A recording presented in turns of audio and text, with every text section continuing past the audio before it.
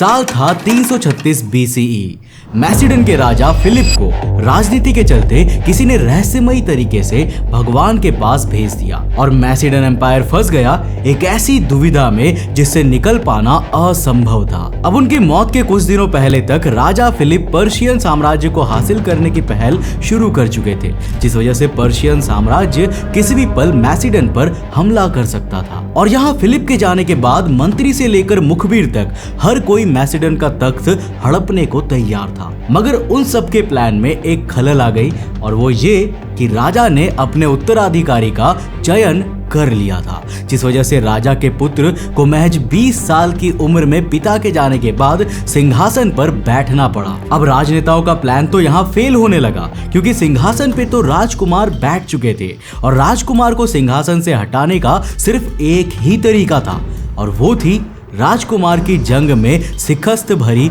आखिरी सांस। पर्शियंस के पास 40,000 सैनिक थे, जबकि मैसिडन के पास केवल 18,100। अब ये जानते हुए भी कि जीत लगभग असंभव है, राजनीति के चलते सबने नवनिर्वाचित राजा को जाने के लिए उकसाया और राजा चला भी गया। अब आपको लग रहा होगा कि नौजवान राजा हार जाएगा, मगर नहीं। उस 20 साल के शख्स ने अपनी जिंदगी बिता दी थी विज्ञान और साहित्य पढ़ते पढ़ते, और जिस बच्चे को खुद एरिस्टोटल ने प्राइवेट ट्यूशन दिया हो वो बंदा विजडम से तो भरा होगा ही, जिस वजह से उसमें ज्ञान की कोई कमी नहीं थी। और यही कारण था कि जब वो शख्स मिडिल ईस्ट की तरफ गया तो उसने रास्ते में कई छोटे छोटे रिबेलियन से बात की, उन्हें शांत किया और साल 334 BCE में फाइनली जब पहली बार बैटल ऑफ ग्रानिकस में मैसिडोनिया और पर्सिया दोनों की सेनाएं सामने आई तो पर्शियंस की थोड़ी सी बेवकूफी और मैसिडोनियन किंग की चालाकी और बुद्धिमानी की वजह से कम सैनिक होने के बावजूद मैसिडोनियंस वो जंग जीतने में कामयाब रहे और पर्शियन सेना को एक पॉइंट ऑफ टाइम के बाद वापस जाना पड़ा। अब इसने मैसिडोनियंस का कॉन्फिडेंस बहुत बढ़ा दिया, जिसके बदौलत एक के बाद एक मिडिल ईस्ट के खिलाफ 3 बड़ी बैटल्स ग्रानिकस, इश्यूज और ग्वेगामाला को जीतने के बाद वो शख्सियत जिसे कभी राजा भी नहीं बनना था बन गई एम्परर अलेक्जेंडर द ग्रेट और खड़ा कर दिया ऐसा साम्राज्य जिसे नापा नहीं जा सकता था। हालांकि जिस अलेक्जेंडर ने पूरी दुनिया के करीब 10% आबादी को जीत लिया था, आखिर ऐसा क्या हुआ कि वो कभी भी अपने साम्राज्य को भारत में नहीं ला पाया? आखिर किस वीर राजा ने अलेक्जेंडर को भारत में कदम तक नहीं रखने दिया था और भारत में अपनी जंग जीतने के बावजूद आखिर किस चीज के खौफ ने अलेक्जेंडर को भारत आने से रोक दिया था? वेल, आज के इस वीडियो में हम अलेक्जेंडर की उसी सच्ची कहानी का जिक्र करने वाले हैं जिसकी झूठी दास्तां आपको कई जगहों पर पैट्रियोटिक ईगो सेटिस्फाई करने के लिए बताई जाती है। तो हेलो गाइस, मैं हूं कौशिक और चलिए शुरू करते हैं एक और नए एपिसोड को। ये है अलेक्जेंडर के एम्पायर का पूरा मैप, जिसमें आपको जितना भी कलर्ड रीजन दिख रहा है ना, उसे अलेक्जेंडर ने अपने शासन काल में हासिल किया था। ये एरोज उसकी ट्रैवल डायरेक्शन है और ये डायरेक्शन काफी इंटरेस्टिंग है। पर क्यों? वेल, क्योंकि अगर आप अलेक्जेंडर के ट्रैवल डायरेक्शन को देखोगे तो आप यहाँ पर एक चीज नोटिस करेंगे कि अलेक्जेंडर ने एशियन सब कॉन्टिनेंट को ऑलमोस्ट हथिया लिया था, पर मैसिडोनिया के नॉर्दर्न हिस्से जहाँ आज का यूरोप और बाकी वेस्ट एग्जिस्ट करता है ना, वहां एम्पायर को कोई खासा एक्सपेंशन देखने को नहीं मिला। पर सवाल आता है कि आखिर ऐसा क्यों? वेल, इसका जवाब हमें मिलता है अलेक्जेंडर की ट्रैवल डायरेक्शन और डेडिकेशन में, जिसके लिए भले ही कोई एज एन एम्परर अलेक्जेंडर के बारे में कुछ भी बोले, बट एज ए कॉन्करर सबको अलेक्जेंडर की काफी रेस्पेक्ट करनी चाहिए। देखो, हुआ क्या कि साल 334 BC में वो जब मिडिल ईस्ट कॉन्क्वेस्ट के लिए मैसिडोनिया से बाहर गए तो उन्होंने पहले एशिया माइनर, जहां आज एनिटोलिया और टर्की मौजूद है, उसे जीता। फिर वहां से साउथ चले गए इजिप्ट और गाजा को जीतने के लिए, जहां काफी समय से पॉलिटिकल टेंशंस चल रहे थे और इस पॉइंट ऑफ टाइम पे कोई और राजा होता तो शायद सेटिस्फाई होके वापस अपने देश लौट आता। मगर अलेक्जेंडर इतने में सेटिस्फाइड बिल्कुल नहीं थे। साल 331 BCE में वो इजिप्ट से बेबीलोन एम्पायर गए, वहां जीतकर इराक और बेबीलोन को अपने नाम किया और फिर 330 BC में ईरान को जीता और अगले 3 साल में यानी 327 BC आते आते सीरिया, पर्सिया, एरियाना, बैक्ट्रिया और सौग्डियाना समेत पूरे मिडिल ईस्ट एशिया को अपनी मुट्ठी में करने के बाद अलेक्जेंडर खड़ा हो गया भारत की दहलीज पर। और यहाँ हम इनफिल्ट्रेटेड एंड डिवाइडेड इंडिया की बात नहीं कर रहे, बल्कि उस अखंड भारत का जिक्र कर रहे हैं जिसे पूरी दुनिया में लोग सोने की चिड़िया बुलाया करते थे। और अगर आप इस अखंड भारत की तरफ, मिडिल ईस्ट की तरफ से उस दौर में आते तो आपको मिलती सिंधु घाटी और झेलम नदी, जो आपको भारत में नहीं बल्कि पंजाब के उस हिस्से में मिलती जो आज के समय में पाकिस्तान में मौजूद है। और भारत में एंटर करना, वो भी इतनी बड़ी सेना के साथ, अपने आप में एक बहुत बड़ा टास्क था। अब जो डेटा हिस्टोरियंस द्वारा रखा जाता है उसके हिसाब से अलेक्जेंडर के पास इस इंडियन कैंपेन के समय करीब 40,000 के इन्फेंट्री और 5,000 की कैवेलरी मौजूद थी। इन्फेंट्री का मतलब होता है पैरों पर चलने वाले सैनिक और कैवेलरी का मतलब होता है घुड़सवार करने वाले सैनिक। अब झेलम नदी के इस पार अलेक्जेंडर की पूरी सेना खड़ी थी और उस पार थे पुरु जनजाति के पौरव साम्राज्य के शासक राजा पुरुषोत्तम और उनकी सेना, जिन्हें ग्रीक इतिहासकार पौरस भी कहते हैं। और अलेक्जेंडर जिन युद्धों को जीत के आया था उसके लिए पौरस की सेना कुछ भी नहीं थी, मगर ये झेलम नदी सबसे बड़ा सरदर्द था। पर क्यों? ऐसा इसीलिए क्योंकि झेलम नदी इतनी गहरी थी और उसका बहाव इतना ज्यादा तेज था कि अगर घोड़े तो क्या, सैनिक भी उसे पार करने की कोशिश करते तो आधे तो पानी के बहाव की ही बलि चढ़ जाते, और जो ना भी चढ़ते उनकी गति नदी के उस पार पहुंचने में इतनी धीमी हो जाती कि पौरस की सेना नॉर्मल तीर कमान का इस्तेमाल करके ही उनमें से बहुतों को ऊपर भेज देती, जो अलेक्जेंडर के लिए हर एंगल से एक डिसएडवांटेज था।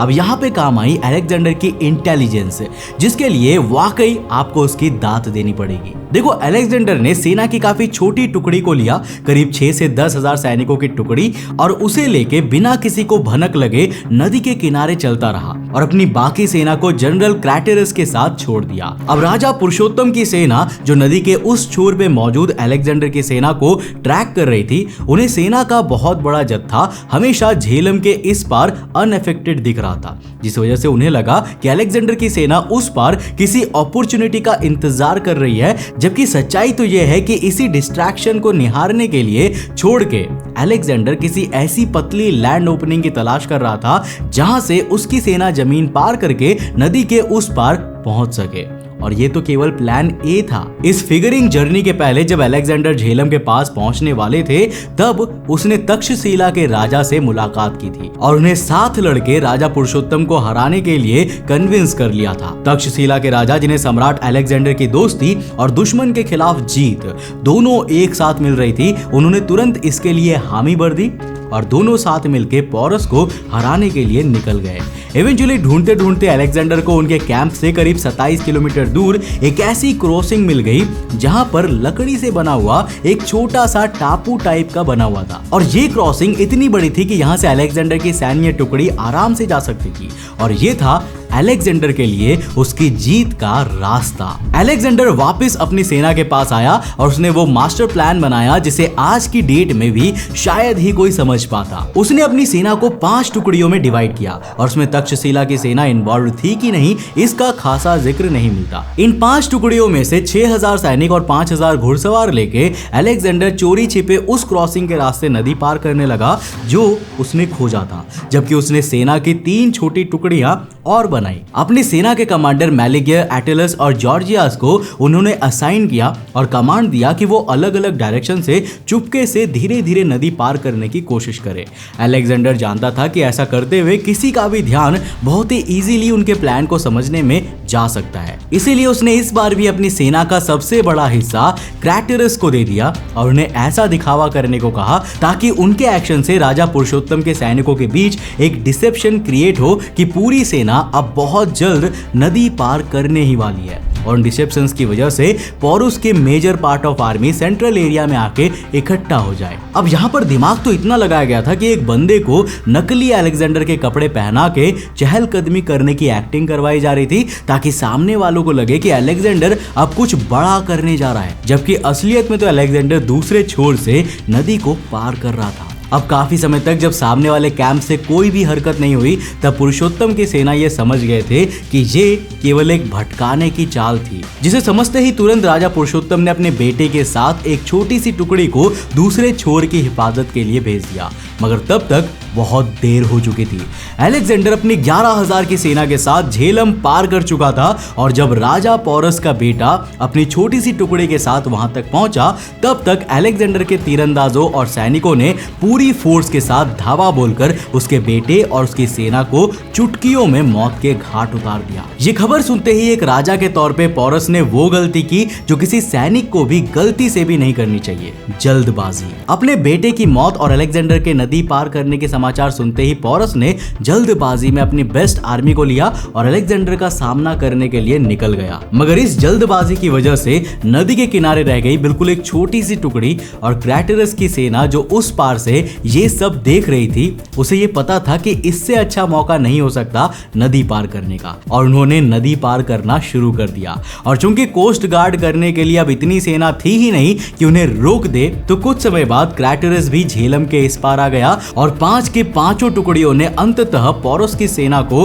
हर दिशा से घेर लिया। और यहाँ पे भी एक कैच था जिसकी वजह से अलेक्जेंडर ये जंग हार सकता था, और वो कैच था हाथी। देखो, अलेक्जेंडर के पास ना मॉडर्न हथियार, टेक्निक सब कुछ थी, लेकिन उसने कभी भी ऐसी सेना का सामना नहीं किया था जो हाथियों को एज ए वेपन्स इस्तेमाल करती हो। और ये हाथी एक एक करके अलेक्जेंडर की आर्मी को अपने पैरों के नीचे क्रश करके डिस्ट्रॉय करते जा रहे थे। अलेक्जेंडर को समझ ही नहीं आ रहा था कि क्या किया जाए, तो उसने अपनी सेना को 2 ऑर्डर्स दिए। पहला तो अपने आर्चर्स को कमांड दिया कि वो हाथियों के महावत को टारगेट करे, और दूसरा अपने सैनिकों को यह कमांड दिया कि वो हाथियों के पैरों को घायल करने की कोशिश करे। महावत को लेके बहुत ज्यादा ओपनिंग वॉर एलिफेंट्स में नहीं होती, जिस वजह से बहुत कम ही आर्चर्स ऐसा करने में सक्सेसफुल हो पाए। मगर धीरे धीरे सैनिकों ने हाथियों के पंजों पे भाले भौंक भौंक के इतने जख्म जरूर कर दिए कि उन्हें मूवमेंट करने में परेशानी होने लगी, और इवेंचुअली हाथी इतने आउट ऑफ कंट्रोल हो गए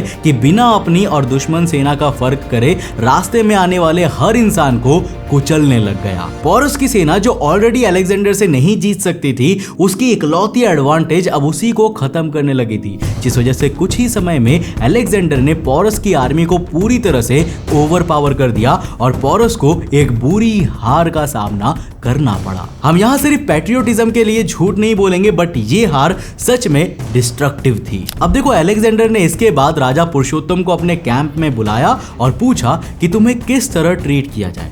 तो पुरुषोत्तम ने जवाब दिया कि ठीक उसी तरह जैसा कोई राजा किसी दूसरे राजा को करता है।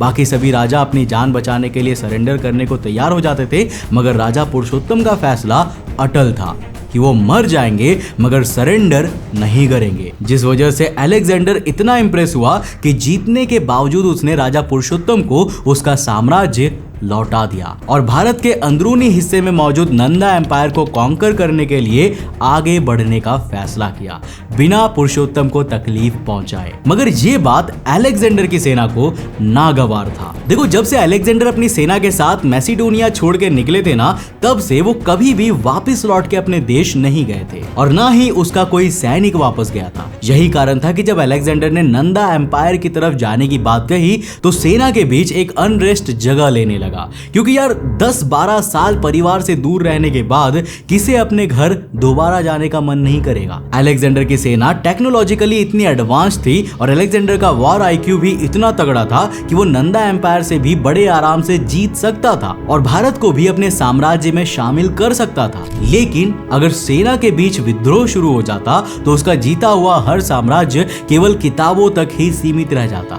इसलिए अंत में अलेक्जेंडर ने आगे ना बढ़ने का फैसला किया और भारत का अंदरूनी हिस्सा अलेक्जेंडर के प्रकोप से बच गया। अब इसमें कोई महानता की बात नहीं है, बल्कि ये जस्ट एक सीरीज ऑफ कोइंसिडेंस था कि अलेक्जेंडर भारत में इन्वेजन कंटिन्यू नहीं रख पाए और यही असली सच्ची कहानी है, जिसे आपको कई लोग महान लगने के चक्कर में मैनिपुलेट करके भी सुनाएंगे, but we as a unbiased one just accept the harsh reality sometimes. देखो, अलेक्जेंडर ने आगे भारत के बहुत से राजाओं को बहुत इन्फ्लुएंस किया, जिनमें से एक बड़ा नाम खुद चंद्रगुप्त मौर्य का भी आता है। मगर अलेक्जेंडर की मौत आखिर हुई किस जगह पे थी, ये आप हमें नीचे कमेंट सेक्शन में लिख कर जरूर बताना। वैसे दोस्तों यहाँ पर आपको एक बात माइंड में जरूर रखना चाहिए हमारे भारत के राजा पुरुषोत्तम के करेज को, जिन्होंने आखिरी मोमेंट में हारने के बावजूद भी खुद को नहीं झुकने दिया और कहीं ना कहीं उन्हीं की इस करेज की वजह से भी अलेक्जेंडर को वापस लौटना पड़ा था। वैसे दोस्तों अगर आपको ये वीडियो पसंद आया और कुछ नया सीखने को मिला तो इस वीडियो को लाइक कर देना और अपने दोस्तों के साथ जरूर शेयर करना। अगर आप नए उस चैनल पे तो इस चैनल को सब्सक्राइब करने के साथ साथ नोटिफिकेशन बेल ऑन कर देना। और अगर आपको ये वीडियो पसंद आया ना तो मैं आपको रिकमेंड करूंगा कि आप अगली वीडियो इसे जाकर जरूर देखना, जिसमें हमने बात किया है कि आखिर जंगीज खान ने कभी भी भारत पर हमला क्यों नहीं किया, आखिर वो क्या रीजन थे जिस वजह से जंगीज खान को भारत छोड़ के वापस भागना पड़ा। जानने के लिए इस वीडियो को जाकर देखो, बहुत इंटरेस्टिंग है। मैं मिलता हूं आपको नेक्स्ट एपिसोड के साथ, तब तक के लिए बाय, जय हिंद।